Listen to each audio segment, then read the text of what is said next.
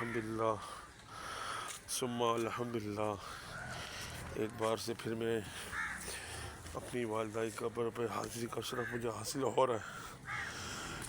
میں اپنی والدہ بڑے بھائی کی قبر پر ڈیلی آتا ہوں۔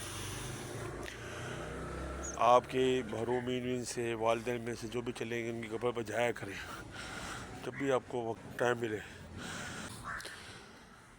اللہ کریم 70 ماؤں سے بڑھ کر محبت کرنے والا ہے،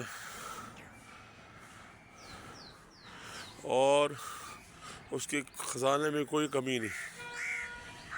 آپ اپنے والدین کے لیے دعا کریں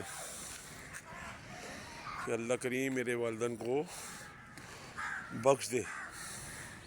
ابھی رسول سرکار صلی اللہ علیہ وسلم کی بارگاہ میں حاضر ہوئے اور عرض گزار ہوئے، یا رسول اللہ، میں اپنی والدہ کے لیے ایسے کون صدقہ کروں جسے انہیں مرنے کے بعد ثواب ملے؟ تو سرکار صلی اللہ علیہ وسلم نے ارشاد فرمایا، جس کا مفہوم ہے، تم اپنی والدہ کی طرف سے ایک کنواں کھدواؤ،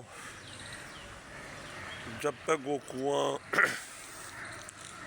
باقی رہے گا اس سے مسلمان پانی پیتے رہیں گے تو آپ کی والدہ کو ثواب ملتا رہے گا۔ تو وہ کنویں کا نام رکھ دیا گیا ام سعاد، یعنی کہ سعاد کی ماں کا کنواں۔ تو صدقہ کرنا ثابت ہے کہ آپ اپنے والدین کی طرف صدقہ ادا کریں۔ جب وہ دنیا سے چلے جائیں، جتنا ہو سکے ان کے نام کا صدقہ کریں، مسجد بنوائیں، کسی مستحق کی مدد کر دیں، فقراء غرباء کی مدد کر دیں،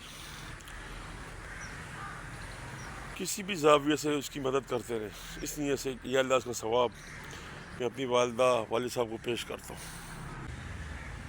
تو یہ ہماری خوش نصیب، میری اپنی خوش نصیبی میں سمجھتا ہوں کہ اللہ تعالیٰ نے مجھے توفیق بخشی کہ میں ان کی قبر پہ آتا ہوں۔ اس پہ میرا کوئی کمال نہیں، یہ کمال ان کا ہے۔ اور اللہ کی بارگاہ میں دعا کرتا ہوں جب تک زندہ رہوں مجھے ان کے پاس آ کر قرآن مجید فرقان حمید کی تلاوت کرنے کی توفیق مرحمت فرمائے، اور جن کے والدین اس دنیا سے چلے گئے اللہ کریم اپنے حبیب علیہ السلام کے صدقے سے تمام امت مسلمین کی مغفرت فرمائے، ان کو جنت الفردوس والا مقام عطا فرمائے، ان کی بے حساب مغفرت فرمائے، ان کی تمام قبور کو جنت باغوں سے باغ عطا فرمائے، جنت کریم سے کریم نصیب فرمائے۔ اللہ کریم ان کی قبر کو جنت بقیع میں منتقل عطا فرمائے۔ جن کے لیے اس رہتی ہوئی دنیا میں ہاتھ اٹھا کے دعا کرنے والے کوئی بھی نہیں، ان کی بھی مغفرت فرمائے۔ اللہ تعالیٰ ہمارے والدین سے راضی ہو جائے، ہمارے والدین سے راضی ہو جائیں، ہم سے راضی ہو جائیں۔ اللہ کریم ہمیں عمل کرنے کی توفیق عطا فرمائے۔